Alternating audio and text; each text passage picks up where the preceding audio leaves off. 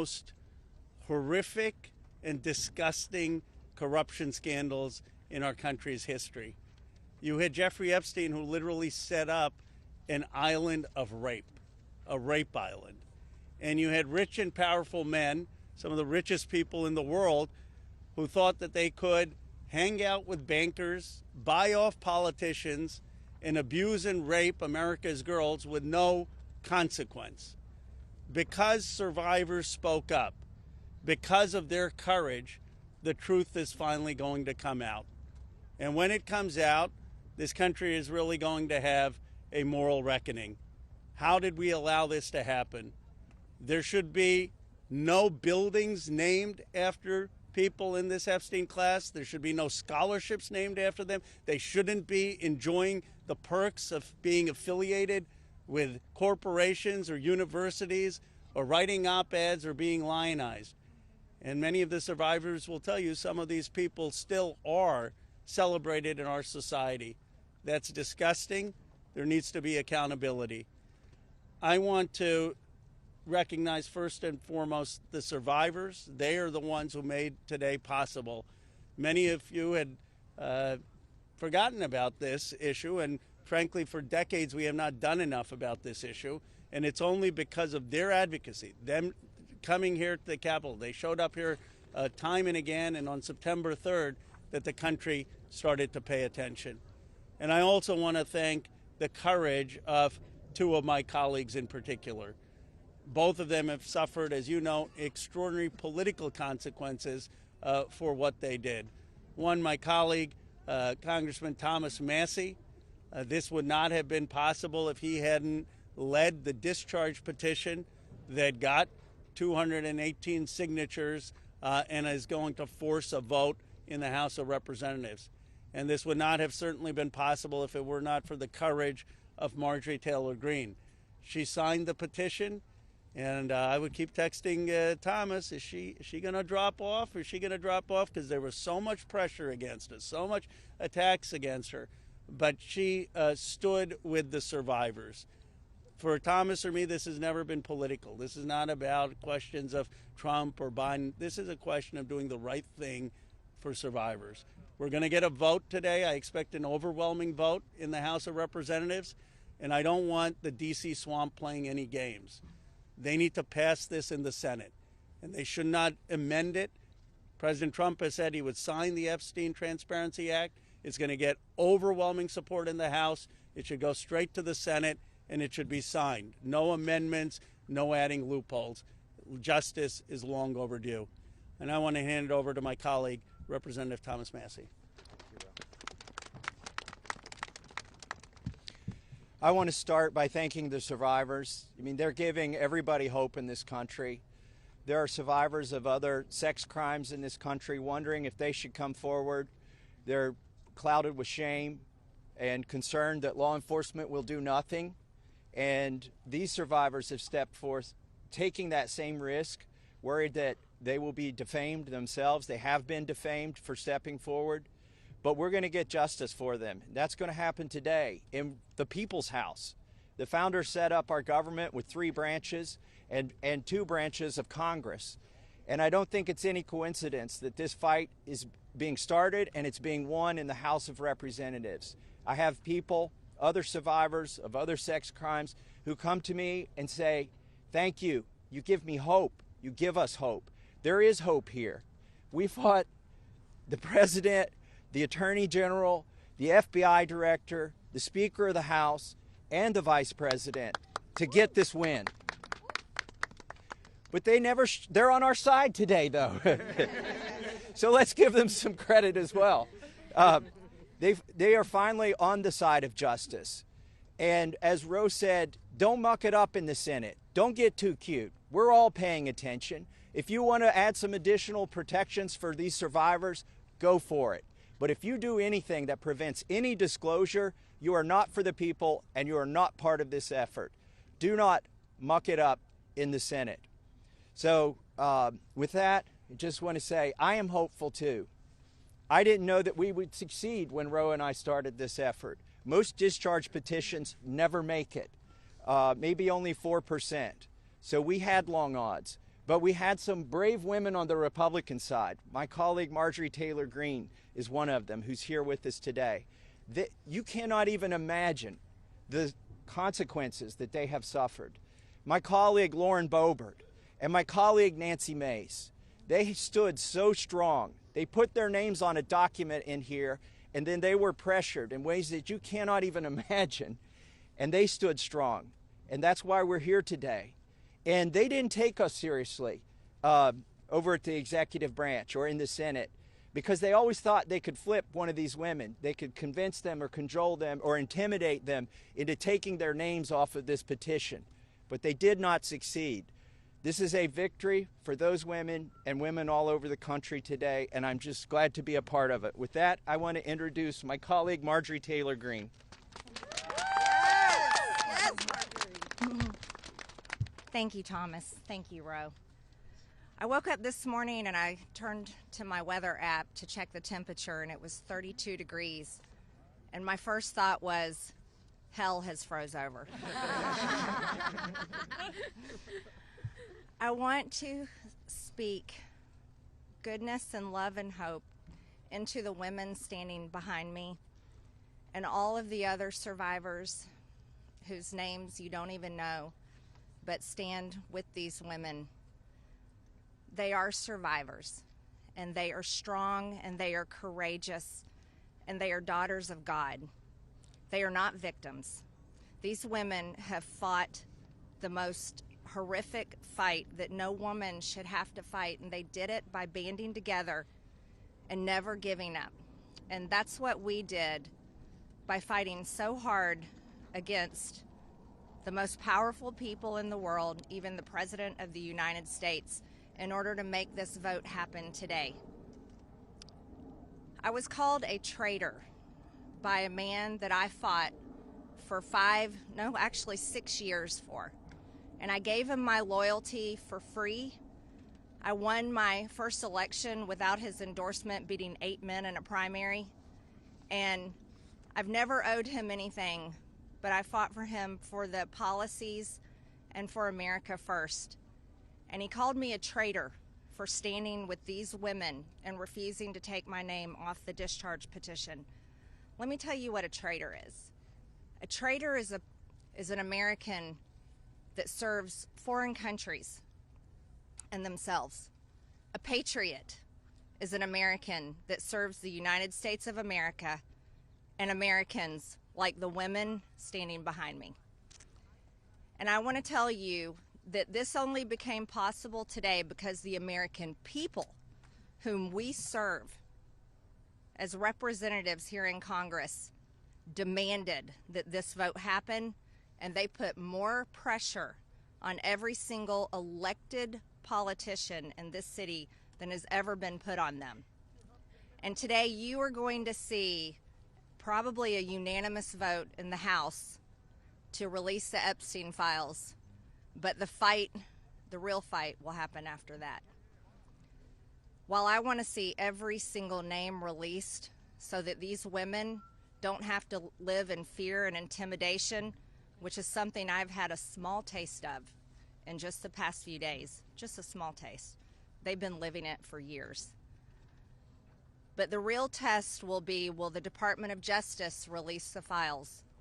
Or will it all remain tied up in investigations? Will the CIA release the files? Will a judge in New York release the information? That's information that needs to come out. And will the list of names that these women privately hold, and they hold it because of their fear in their heart of what would happen to them if they release it on their own, will that list of names come out? That's the real test. So I want to thank Thomas Massey and Ro Khanna for your bravery in doing something that is much needed in America, crossing the political aisle that has become bigger than the Grand Canyon in America. But these men crossed that aisle on behalf of these women. And that is more of what is needed today in America than ever in our history. So thank you so much. Who's next? row, I'll let you introduce. Thank you. Thank you. Thank you. Thank you, Marjorie, Representative Greene, for your courage and your words. Before I introduce our survivors, I just want to say that they will make their statements, and then you can ask questions of Representative Massey, myself, or Representative Greene, but we do not want people asking questions and cross-examining the survivors. They're here to tell their stories, and they should be heard by the American people with respect. Of course, Congressman Massey, myself, and Congresswoman Greene would be happy to answer questions after that. With that, let me introduce the survivor who's helped organize a lot of this, and will be telling her own story and introducing the other survivors. Haley Robson, thank you for your courage and leadership. Absolutely, thank you all. Oh, good morning. It's a little chilly coming from Florida, not used to it. I want everybody to take a look. I know everybody sees us today as grown adults, but we are fighting for the children that were abandoned and left behind in the reckoning. This is who you're fighting for. This is who Congress is fighting for. This is who the House of Representatives are fighting for, and hopefully the Senate will fight for us too. I want to kick this off right, and I want to address Marjorie Taylor Greene, Thomas Massey, and Rokana. I want to express my gratitude for all three of you, and I know, Rokana, we spoke earlier. This is an incredible thing that I'm watching as a Republican, and this is non-political, but for you to go against your own party and to be ostracized, there's no place for political violence, there's no place for intimidation, and I can say firsthand, stepping out against Epstein and his crimes against children, we have all experienced that ourselves. So for you to knowingly put yourselves at risk and put your career at risk is unbelievable to watch, and we are so grateful. I also want to make a proposition for Marjorie Taylor Greene, because you've been an advocate for this. If you decide to read those names on the House floor for immunity, I will be more than happy, no security needed. I will stand beside you. I will hold your hand. I will hold your coat in solidarity with you. And on top of that, I did talk to Jayapal, who said she would be more than happy to read those names too on the floor with all of us. It's time that we put the political agendas and party affiliations to the side. This is a human issue. This is about children. There is no place in society for exploitation, sexual crimes, or exploitation of women in society. There's no room for it, guys. We're not having it. And to the President of the United States of America, who is not here today, I want to send a clear message to you. While I do understand that your position has changed on the Epstein files, and I'm grateful that you have pledged to sign this bill, I can't help to be skeptical of what the agenda is. So, with that being said, I want to relay this message to you. I am traumatized. I am not stupid. I am traumatized. I am not stupid. You have put us through so much stress, the lockdowns, the halt of these procedures that were supposed to have happened 50 days ago. The Adelita Grijalva, who waited to get sworn in, and then get upset when your own party goes against you because what is being done is wrong. It's not right. For your own self-serving purposes, this is America. This is land of the free. Land of the free. In 1863, we have a woman on top of the Capitol building represent freedom. I do not feel free today. I don't know if the women behind me feel free today. So I am begging every member of Congress, every representative, to step up and choose the chaos, choose the survivors, choose the children, protect the children, all children. You protect all of us equally. Thank you very much for your time. Following that, Lisa Phillips will be the next survivor.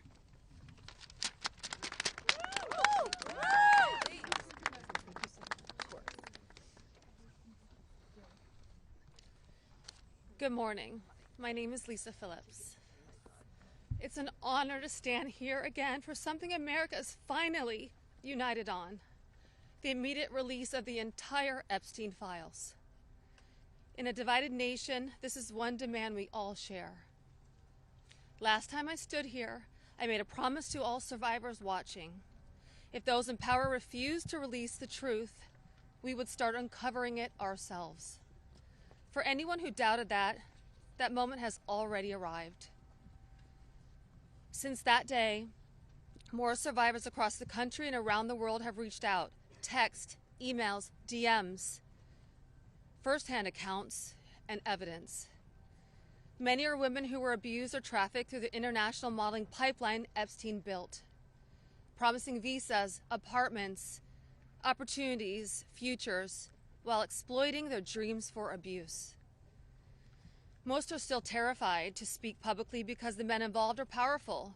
They're connected, and as we know, they're protected. For too long, survivors have watched others speak for us. And while we are grateful for our allies in Congress on both sides, we've realized something. This fight belongs to us. We lived it, and we know the truth. And we will not wait quietly for institutions to decide when we're allowed to speak. The survivors now coming forward have entrusted us with their stories. We are sharing that information with the proper authorities, and when it can safely be made public, it will be. So today, we are launching something historic. The first national, survivor-led political movement in America. Nonpartisan, laser-focused on exposing the systems, the loopholes, power structures, and silencing mechanisms that have protected predators for far too long. We are stepping directly into the halls of power, into the political arena. We will help rewrite laws that failed us and build protections for our nation's children together, targeted by sexual exploitation. Together, today, survivors begin our own fight, the survivor revolution.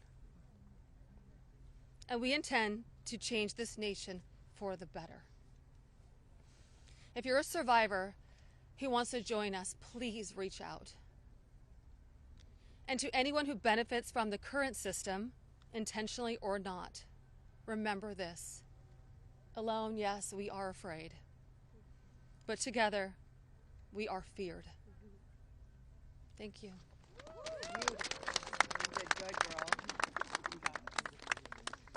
Hello, everybody. I am Jenna Lisa Jones, and just as Haley, I would just like to give a little reminder that this was me at 14 years old. I was a child. I was in 9th grade. I was hopeful for life and what the future had held for me. He stole a lot from me at 14. So just a little reminder there for everybody. Sorry. So,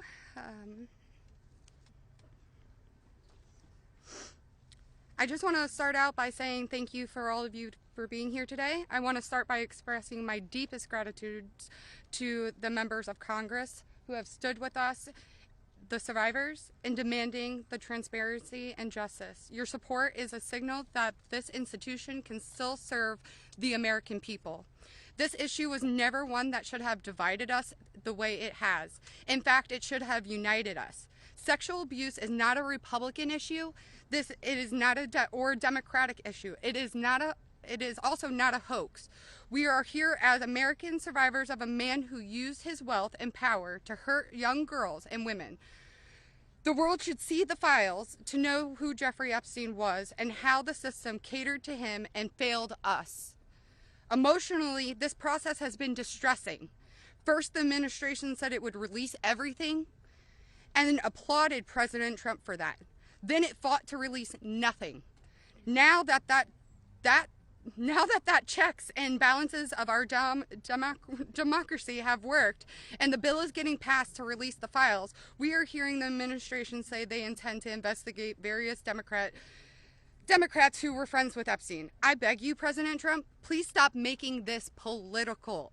It is not about you, President Trump.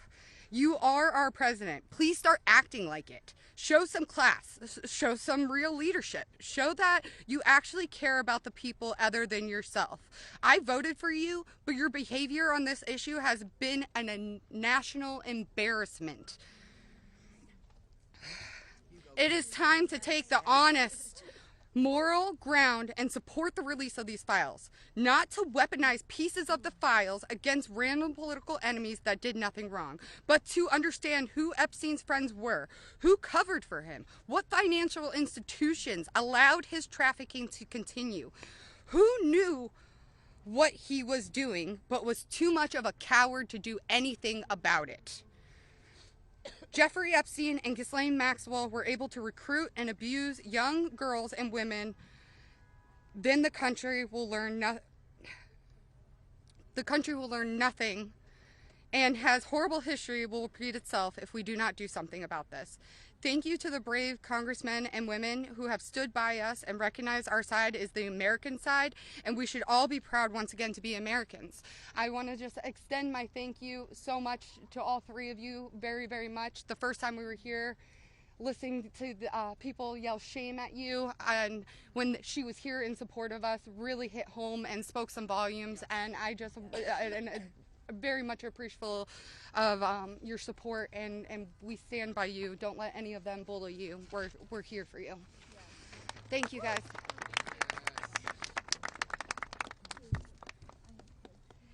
Wow. Good morning, everyone. Thank you all so much for coming together today and taking the time to listen to us. Your presence means the world, and it shows commitment to understanding and supporting survivors and Americans. I stand before you today with a heavy heart. I originated from Brazil, and I came to the United States when I was 8 years old.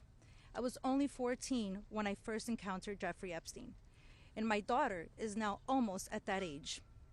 At 14, the only things she should be concerned with are going to school, practicing at her cheerleading competitions, and enjoying her time with her friends and family. She should not have to bear the burden of worrying about being manipulated or exploited. At this age, she is still a child, and no child should ever have to face such threats.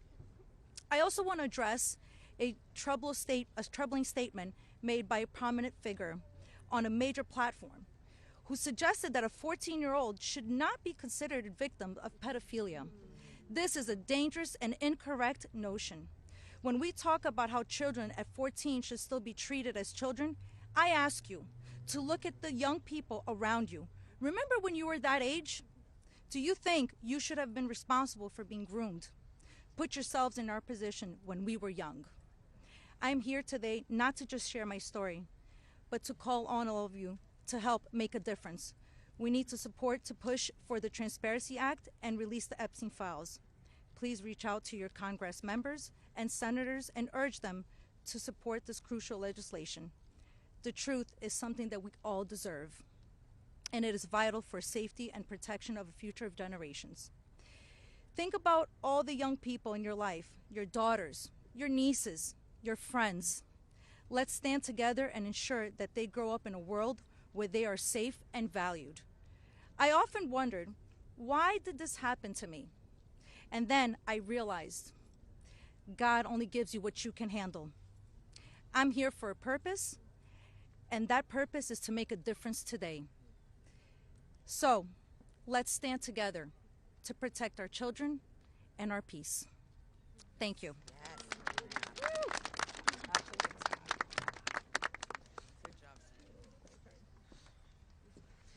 Good morning. I want to say a few things before I begin. My speech may not be great. It was thrown together last minute as I only came here, decided Friday, when one of us, who has spoken several times, decided she couldn't come because of the threats. She was too scared. So I want to say, when you threaten one of us, you're threatening all of us. Yep. We are together now, and that's never going to change. This is me at 16 when I met Jeffrey Epstein. Now I'll start. It is an honor to stand here before the American people. However, I shouldn't have to stand here at all. I'm here because as a child, I was pulled into Jeffrey Epstein's world, a world built on exploitation and manipulation of innocence and the protection of powerful men and women who believed that they were untouchable. Today, we'd rather be preparing for the holidays. We'd rather be at home with our families, baking with our children and decorating the Christmas tree as we try to move past this horrific moment that has impacted our entire adult lives. However, that's not possible because it's become something it should have never been, political and sensationalized. The truth is simple. We were victimized as children and failed repeatedly by the very system that was supposed to protect us. That's why we stand here today, to demand justice and accountability, not just for Epstein and his crimes, but for every predator and every enabler who participates in or protects abusers. The Epstein case was gravely mishandled consistently and deliberately over many years. Epstein could have been stopped decades ago, but instead he was able to continue his abuse, even during his sweetheart deal, yes, with his ankle monitor on and beyond. A deal that protected him and silenced us. While I was a child fighting to survive what happened to us, federal prosecutors were negotiating ways to shield powerful adults. And the failures didn't stop there. Our civil cases were met with hostile judges and delay tactics, intimidation, and PR campaigns designed to smear us in the public eye. We were treated as problems to be managed instead of victims to be protected.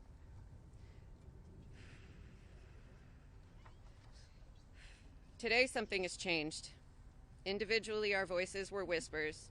Together, they've become impossible to ignore. We are encouraged to see elected officials from both parties, thank you, come together and finally take action to release the files.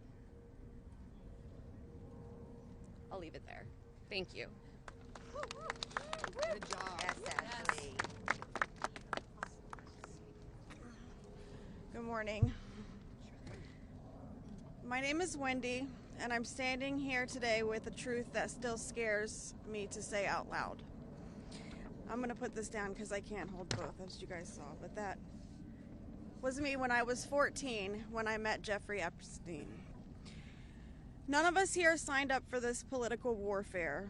We never asked to be dragged into battles between people who never protected us in the first place. We are exhausted from surviving the trauma and then surviving the politics that swirl around it. When survivors travel to speak, to advocate, to stand for the truth, we do it with our own money, from our own pockets, carrying our own fear, shaking in our own bodies. There is no team, there is no paycheck. It's just us hoping our voices make a difference. And it puts a pit right in your stomach because you know you're standing on the right side of history. Yes. But standing on the right side of history is not a comfortable place to be. Yep. It never has been. And in a sick, heartbreaking way, it's an honor to show up, an honor to speak here, and an honor to stand in light when the world tried to keep us in the dark. And what keeps me standing is, even with all this fear, I have a 14-year-old daughter myself, the same age I was. And when I look at her, I see the little girl I used to be, the one that no one protected. My greatest fear in this entire world is history repeating itself.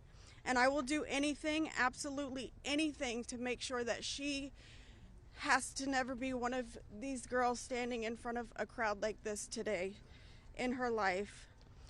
So today, from the safest and bravest places inside myself, I am asking Congress, please pass the bill. Please release the records. Stop making survivors fight alone for the truth that should have protected us in the first place. To the representatives that support us, thank you. Thank you for standing beside survivors so we don't have to face this fear alone. Thank you for choosing what is right over what is easy. And every survivor who is scared right now, your fear is real. Your courage is real, and even though we're terrified, we keep showing up. Because someone has to tell the truth. Someone has to protect these children. We deserve safety then, we deserved it now, or we deserve it now. And we are done being afraid so others can stay comfortable. So with that, I want to say thank you guys for having us. And I just hope that people can remember that as survivors, our story never leaves us, but the choice that you make to pass this bill, your career is in front of you, and that choice will follow you. Everybody will know. So, thank you. Beautiful. Good job. Well said, Cindy. You're incredible. Hello, everybody. My name is Danny Bensky. This was me at 17 years old.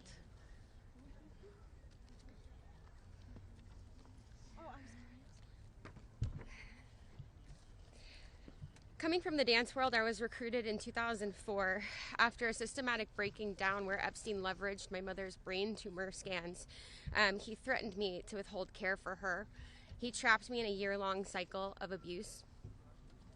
The last time I was here in Washington, D.C., I talked about being a part of this beautiful mosaic of women behind me, and they are exactly that. They are a beautiful mosaic of energy and passion and love and life. I am one story of 1,000. You think of that number, 1,000. I spoke of how big our hopes and dreams once were, and I talked about how they were completely shattered at the hands of Ghislaine Maxwell and Jeffrey Epstein. Now, I look at this amazing community behind me. They are survivor sisters. We are together. We stand together in this. And I realize that we are a representation of women across America. We come from different backgrounds. We have different religions. We are different races, different creeds, different ethnicities. We have different political affiliations. Some of us don't want to be political at all. And yet we stand here together for this cause. We're united in the call for transparency, complete transparency, to find justice. Justice for our younger selves. These pictures that you see, they're real people. I wish I could go back and give my former self a hug and say, this matters and it's going to change, and mean it. We are standing here for justice for the youth of tomorrow, and justice for those who are no longer with us, like the beautiful, brave Virginia Giuffre. We understand that the road is long, but I implore you to stay the course, please. Living in an age where you can get news in 10-second clips on your phone, I know that this is a big task for us, but it's a very personal one for survivors. It's a very personal one for us as a country. So I'd like to ask you to try something right now. I'd like everybody to close their eyes or soften their gaze just for a moment, and I want everybody to think of a child that is close to them between the ages of 14 and 18 years old. It could be your daughter, it could be your niece, it could be a friend's kids, it could be you at a former age, it could be your mother at that age. But really envision that for a second, 14 to 18 years old. Once you think of that person, I want you to think about what they feel like. What is their energy? What do they smell like? What sound do they make when they laugh? Really think about that child, just for a moment. Now I want you to picture a pair of giant looming wooden doors and an overbearing marble landing. Those are the doors to Jeffrey Epstein's house. Do you allow that child to enter or not? If the answer is yes, you would allow entrance. You stand with predators. If the answer is no, then congratulations, you're on the right side of justice. Now you have homework. I am calling for the American people. You have homework. Call your congressional leaders. Call your senators. Please support this bill. Let's get it all released. Thank you very much.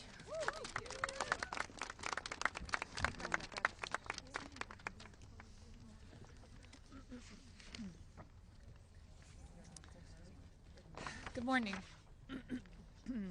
My name is Annie Farmer, and this is a photo of me and my sister Maria Farmer around the time I was 16 and she was 25. That's how old we were when we were abused by Epstein and Maxwell. Survivors have repeatedly stated that our pursuit of transparency and justice is a nonpartisan issue. But given the political noise surrounding this case, I just want to remind people of some of the facts. In 1996, when my sister, Maria, bravely blew the whistle on this group by reporting to the FBI what Epstein and Maxwell did to both of us, they hung up on the phone on her, and there was no follow-up of any kind. Bill Clinton was president. In 2006, the FBI came to us, finally interviewed us, and asked us both to be witnesses against Epstein. We were very anxious, but we agreed. And then we didn't hear back from them due to their infamous sweetheart deal. George W. Bush was president. In 2015, when the DOJ was sent FOIA requests for Maria's FBI files, and they were denied, as they have been many times, Barack Obama was president. In 2019, when Epstein died in prison due to either negligence or foul play, Donald Trump was president. In 2023, Maria's attorneys sent a letter on her behalf to the government, requesting an investigation into the repeated law enforcement failures in this case, similar to what was done in the case of Larry Nassar. They declined to do so. Consequently, my sister filed notice that she would be suing the government for failing to uphold its legal, ethical, and moral duties in this case. Joe Biden was president. This year, after campaigning on a pledge to finally release the files, under Trump's second presidency, the DOJ announced they were closing the investigation into Epstein's co-conspirators, and then transferred Ghislaine Maxwell into a prison camp, where it is well documented that she is receiving special treatment. This is not an issue of a few corrupt Democrats or a few corrupt Republicans. This is a case of institutional betrayal. Because these crimes were not properly investigated, so many more girls and women were harmed. My sister, because of her bravery, was repeatedly threatened and lived in fear, with dire consequences for her health and her career. 30 years later, even as oceans of allegations and obvious truths have emerged, the government has still not chosen transparency. This is why we have all come together as one united voice to demand the release of all the Epstein files and to finally bring the truth out of the shadows. Yes. Yes.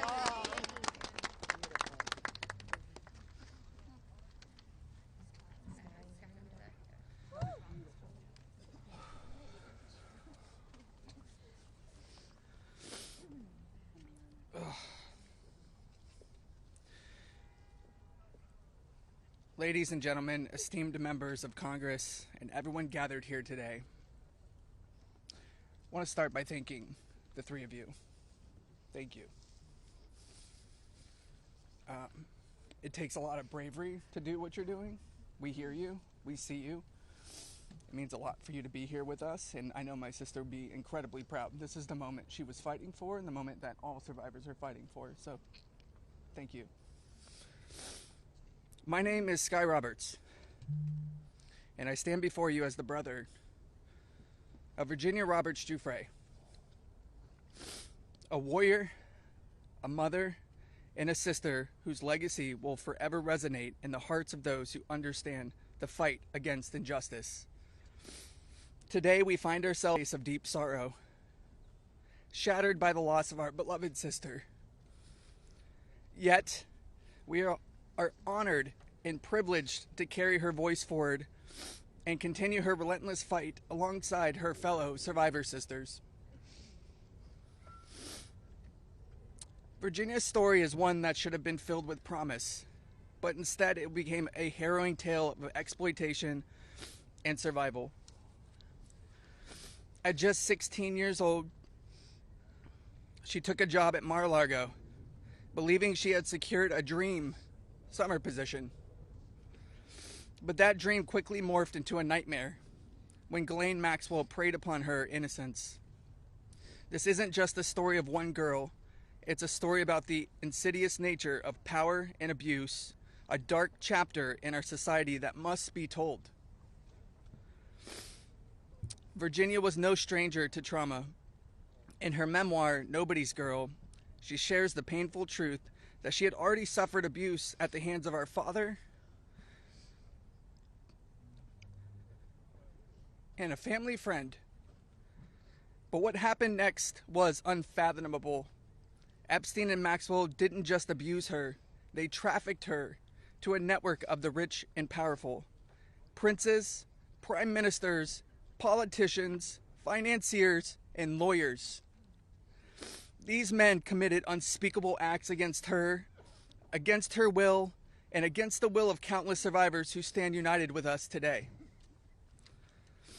Virginia's strength was tested in many ways that most of us can hardly imagine. She was manipulated, coerced, and threatened, forced into complicity in her own devastation. She often spoke of psychological scars that ran deeper than the physical ones. From the start, she wrote, "They manipulated me into participating in behaviors that ate away at me, eroding my ability to comprehend reality and preventing me from defending myself. The most destructive wound they inflicted was that of forced complicity, a betrayal of self that was crafted by her abusers. But I stand here today to declare that their tactics of fear and intimidation did not work. Virginia's spirit could not be broken. She became a beacon of hope, a warrior, fighting not just for herself, but for every survivor who suffered in silence. She said, 'I felt it was my duty to stand up to predators like Epstein and Maxwell. I would put my neck on the line to make sure my daughter never has to go through what I had to endure.' These survivors, like Virginia, have transformed into mothers and strong women, fierce in the face of adversity. Many of them have daughters the same age they were when they faced their own abuse. They are determined to break the cycle, to shatter the silence that has kept so many in the shadows. Virginia quoted in her memoir, 'There I was, as the mother of 3 children. I felt it was my duty to stand up to predators like Epstein and Maxwell. I mentioned to Ellie in particular, her daughter, I would put my neck on the line to make sure she never has to go through what I had to go through. I said, joining Edward's CVRA case, what I would want somebody to do for my daughter or sister and friend. In the end, I said, I was just trying to do the right thing. That's what I felt like I'm doing,' I said.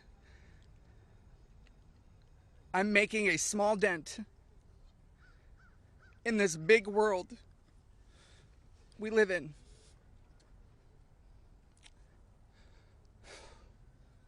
Well, sissy,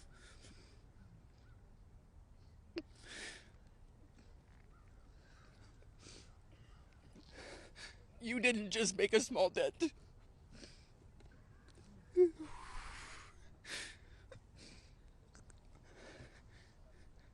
You made a monumental impact, a resounding statement that echoed across the world. You built an unbreakable wall, a barrier that will protect future generations from the horrors of abuse. As we gather here today, I urge each of you, members of Congress, advocates, and all those who hear this message, to join us in this fight. We demand justice, accountability, and support for survivors. And we keep getting asked this, what does justice mean, you ask? It starts with acknowledgement. That's the first step. Acknowledge in the face of survivors that this happened and that this is true. Your vote carries that weight. My sister is not a political tool for you to use. These survivors are not political tools for you to use.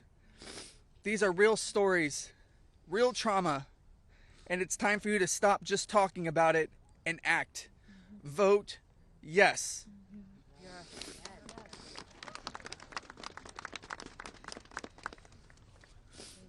Virginia's legacy is not just hers. It belongs to all of us who stand against injustice. Together, we will ensure that the voices of survivors are heard, that the truth prevails, and that the horrors of the past are never repeated. Thank you. Thank you for listening, and thank you for standing with us. Together, we will not let Virginia's fight be in vain. Together, we will not let the predators win. Together, we will be the change this world desperately needs. Thank you.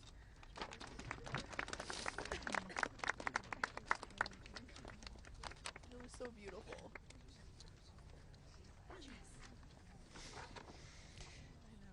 This is me when I met Jeffrey Epstein in 1991.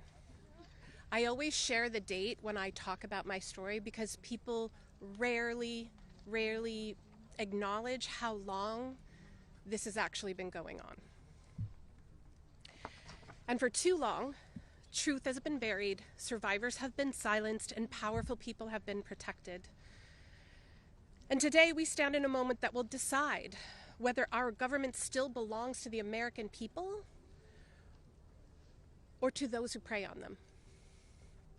Because when mountains of evidence and decades of victim reports across 5 administrations still lead to sweetheart deals or no prosecution at all, this isn't just one case gone wrong. It's an institutional failure on a historic scale, and every member of Congress in this administration must answer for that failure. Millions of sexual abuse survivors know the pain of speaking up and watching the institutions that are meant to protect them look away. We're not alone in this. Epstein may be the headline, but the betrayal reaches every corner of our country. And if our justice system can collapse this completely for so long, then Congress cannot pretend that the system is working. Not for us, and not for the generations that will live with the consequences of what they choose now. One long overdue step towards repairing this damage is the Epstein Files Transparency Act. Because without transparency, there's no accountability. Without accountability, there is no justice. And without justice, democracy dies. Yeah. So representatives, you have a choice to show millions of Americans whether you stand with us or with the powerful predators that are counting on your complicity. Thank you. Yeah. Good job.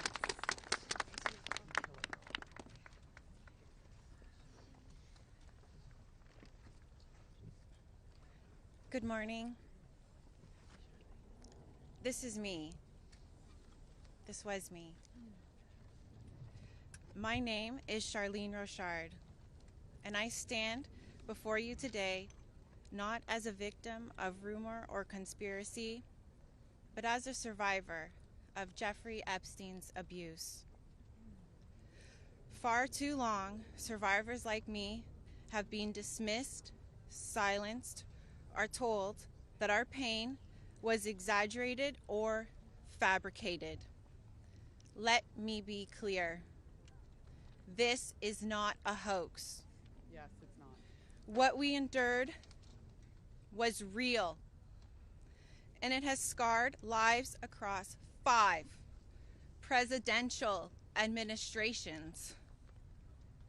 The truth has been buried in sealed files and hidden records for far too long. The Epstein Files Transparency Act is not just about survivors. It's about America itself. How can we keep America great if the principles the nation was founded on, that power belongs to the people, is not protected? No one, no matter how wealthy and well-connected, stands above the law. If we cannot face the truth, then we betray the very ideals that defines us as a country. By passing this act, Congress has the chance to prove that truth matters more than privilege, Yes. that justice matters more than influence, and that America has the courage to confront even the most uncomfortable realities. This is not just about survivors. It's about every American who believes in accountability, fairness, and the promise of justice. I stand here today not only for myself, but for every survivor of Jeffrey Epstein's abuse who has carried this burden in silence, and for every citizen who believes that justice delayed is justice denied. Yes. I want to thank Representatives Ro Khanna and Thomas Massey for standing with us. Thank you. And I especially want to thank Representative Marjorie Taylor Greene.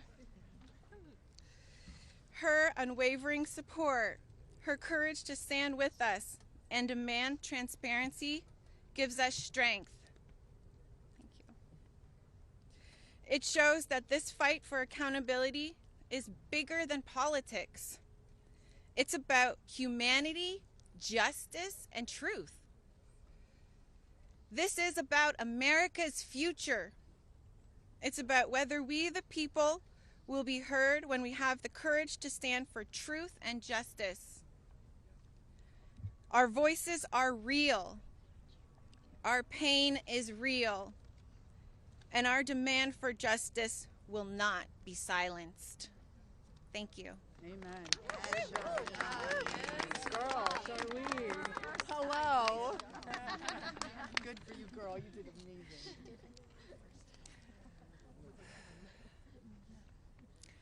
My name is Laura Bloom McGee. This is my first time speaking publicly about my abuse. As a young woman in New York City, I was pursuing a modeling career and building a life of giving back through my philanthropic work. Instead, I was intentionally groomed and became part of an international model sex trafficking ring that was led by Jeffrey Epstein. I was sexually and mentally abused by Jeffrey Epstein. He used my dreams and vulnerabilities to silence me. Today, I am here to break that silence. Sex trafficking and sexual abuse are crimes against human beings, not political talking points. For too long, Epstein's abuse was an open secret, with his network remained protected. Evil thrives in darkness. We must shine a light on every corner where it hides. Nothing should be off limits in the search for truth. Please vote that everything in the files be released.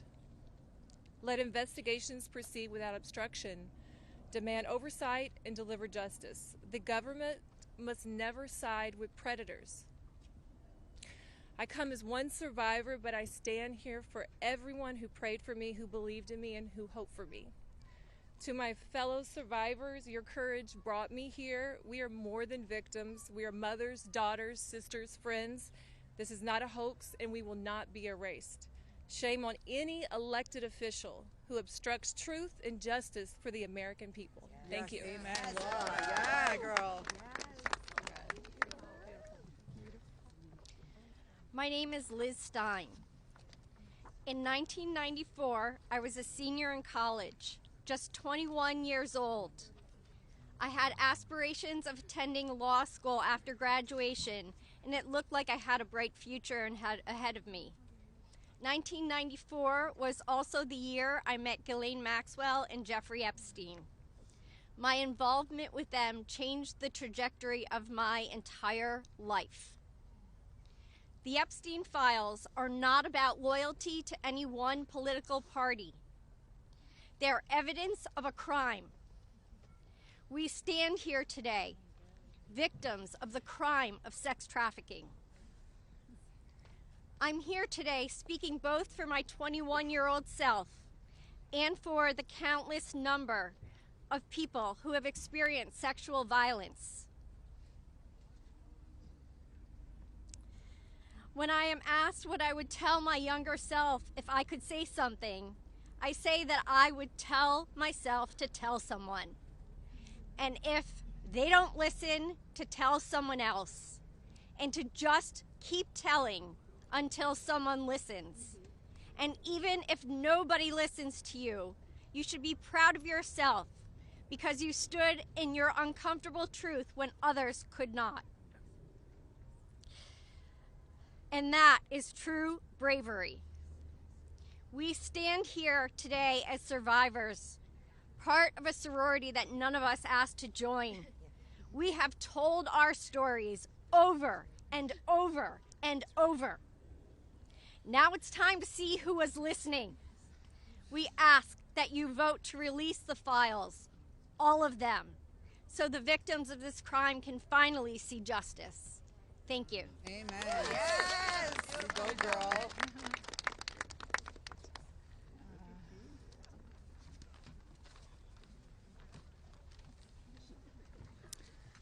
Well, hello, everyone, and I want to first say thank you for your ongoing leadership.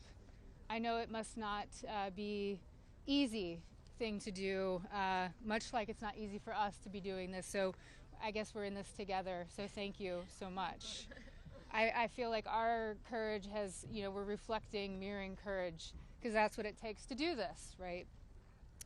So this was me at 22 years old. I was not a child, technically, very young adult. I imagine most of you here can relate to the mindset and to be 22 years old. So today is a good day, and I thank God for that. It's widely and undeniably clear that our current political climate is quite rigid and seemingly at war with one another. This sets a stage. This sets a stage for voices, survivor voices, to get spoken over and drowned out by the political darts whizzing by. Not today, though. Today, our truth and our power have steadily risen up. We are at the peak. Our voices prevail today. Our voices initiated the coming together of both political parties. That's pretty big, I think.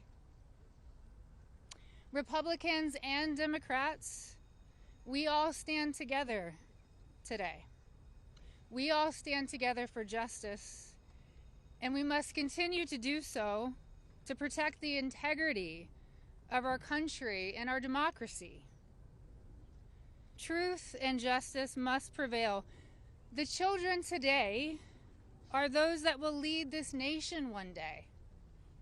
Think about that. What does that mean to each of you? If anyone doubts that this does not directly contribute to the fate of our country and democracy, I challenge you and I urge you to think again. Our voices are a fundamental pillar of future generations. Today, that's what we stand here for. Accountability, action, and justice. Let's get this vote done today. Let's send it through the Senate and straight to President Trump's desk for signing. I'd like to be there that day that he signs. I'm sure all of us would like to be there. Today is a good day, and let's keep moving forward. Thank you so much. I just want to give you a hug. Okay. Hey guys, we're actually pressed for time, so we are not going to be taking questions. Going further, I bring back Rokana. He's going to do our closing conversation and comments. Well, thank you, Haley. Teresa is right. It's pretty big what the survivors have accomplished today. And I just want to say how eloquent, strong, and admirable they were. Let's give them a round of applause for their courage. Thomas and Marjorie and I will take a few questions from people who haven't. Yeah. Go ahead. Is basically right now calling on the Senate to make revisions to this bill because he says it doesn't adequately protect the survivors, the victims that are standing behind you.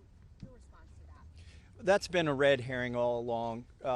The survivors have always been in favor of this legislation, and there's a provision in there you can read if he would just read it that protects them.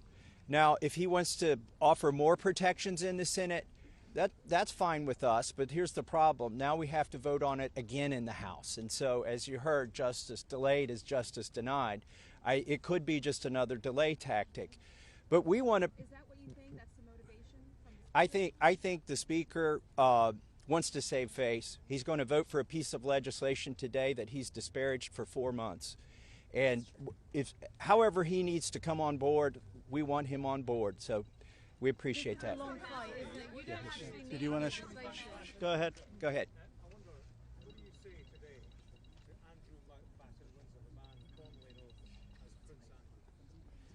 Well, you know, there's becoming a reckoning in Britain that needs to happen in the United States. A prince lost his title. The ambassador to the United States lost his job. We need to see those same kind of consequences here. As my colleague Rose said, there shouldn't be buildings named after these perpetrators of these heinous crimes. There shouldn't be scholarships named after them. And there needs to be accounting. We've seen tens of thousands of pages released by the Oversight Committee. What we've not seen is a single name. So I implore you to look and see if we have true justice and transparency in here. And the survivors will know when that has happened. And I do think that Prince Andrew does need to come and testify at our Oversight Committee, and that can be bipartisan. But I share Thomas's view that the urgency that the British people have shown in getting justice needs to inspire an urgency here in America. Go ahead. Go ahead. Go ahead. You don't need legislation to get the files released. President Trump could just release them today. Well, Is that frustrating for you? Why isn't he doing that? And also, did you ask him to be here today? It's a really powerful moment, this. Look, I'll let my colleagues speak. I hope the president meets the survivors, and I hope when he signs the bill, the survivors are there. I don't care if I'm there, Thomas Massey is there, Representative Greene's there, but the survivors should be there. But I hope he meets them, because I think if anyone who meets them and sees their emotion will be moved. And my goal is to get justice here. So I hope he will meet them and really hear what's happened and actually take action. But the broader point is, yes, the president could order the Justice Department to release the files, but in a constitutional democracy, what we're supposed to have is Congress says that the files should be released, and then it's not on the whim of any president. Then the Justice Department is compelled to release those files because that's the law of the land. Let's just take a yeah. Take.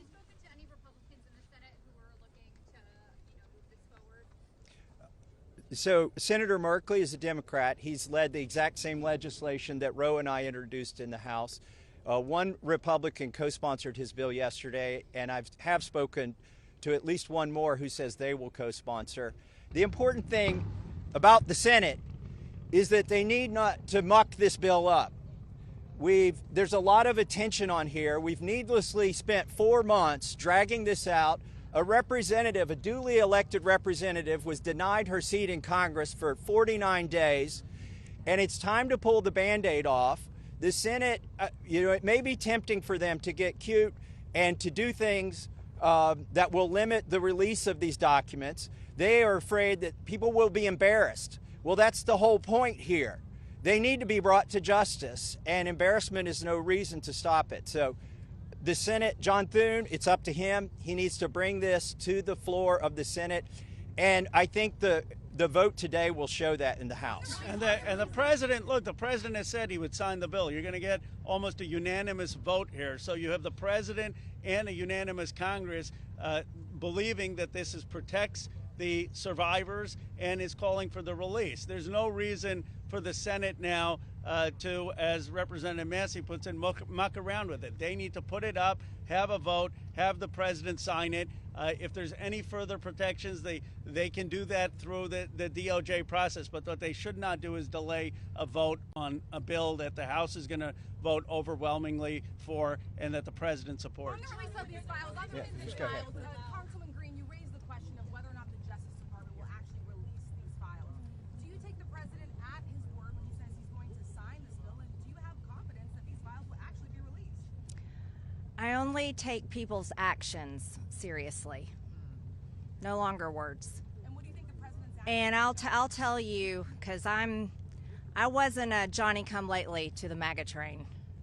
I was day one 2015, and there's a big difference in those Americans and those that decided to support President Trump later on. And I'll tell you right now, this has been one of the most destructive things to MAGA, is watching the man that we supported early on, 3 elections, for people that stood hours, slept in their cars to go to rallies, have fought for truth and transparency and to hold what we consider a corrupt government accountable.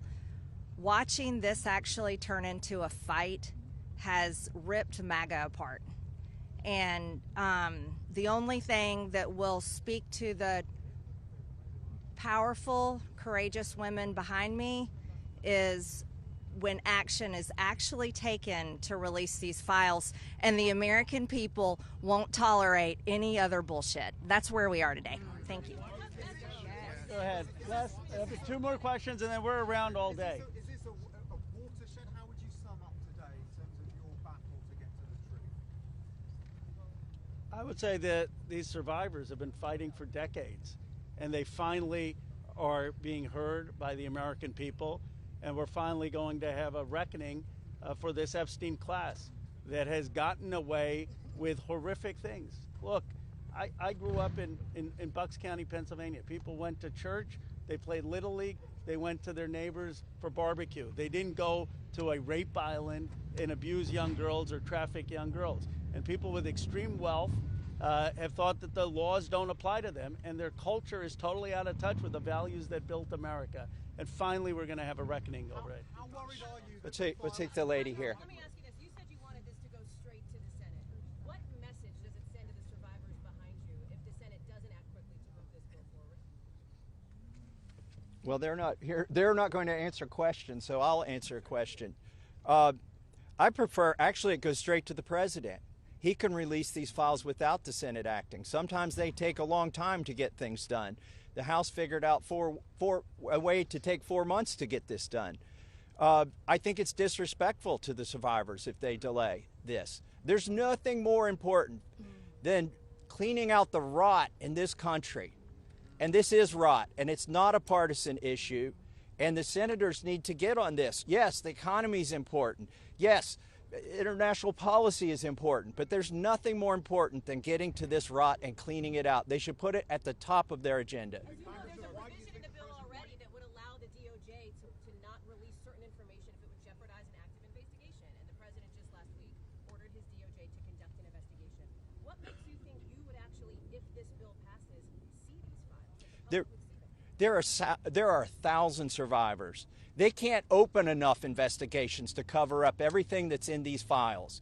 And yes, it's true they can try to protect a few certain people or a few certain companies, but those investigations will eventually end. And in the meantime, there's not enough investigations to cover up 1,000 different crimes, 1,000 different rapes, 1,000 different sex trafficking instances.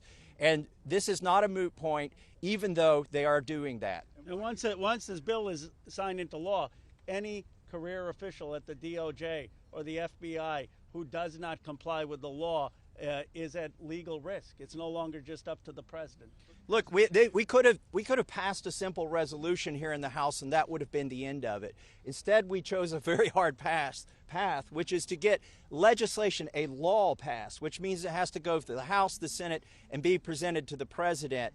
And that will have the force of law. They will be breaking the law if they do not release these files. Thank you very much. Last question, and then. Why do you think he has fought so hard? If he could do it now, why hasn't he done it? I believe he's trying to protect friends and donors. And by the way, these aren't necessarily Republicans.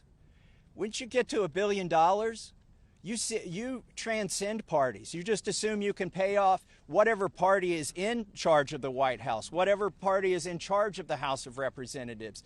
And this is about those kinds of people. I think he's been trying to protect them.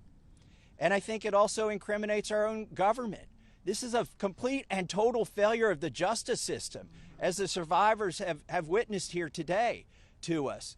It incriminates the FBI. It incriminates our intelligence agencies. It incriminates police departments in West Palm Beach. And that's what has been protected by this, either willfully or unknowingly, and it's time to end it. And I would agree with Representative Marjorie Taylor Greene that what matters now is just the action. I don't speculate on what politicians' motives are or what's in their heart. The point is the American people have spoken, Congress has spoken, release the files. It's time for justice. Thank you very much. Thank you.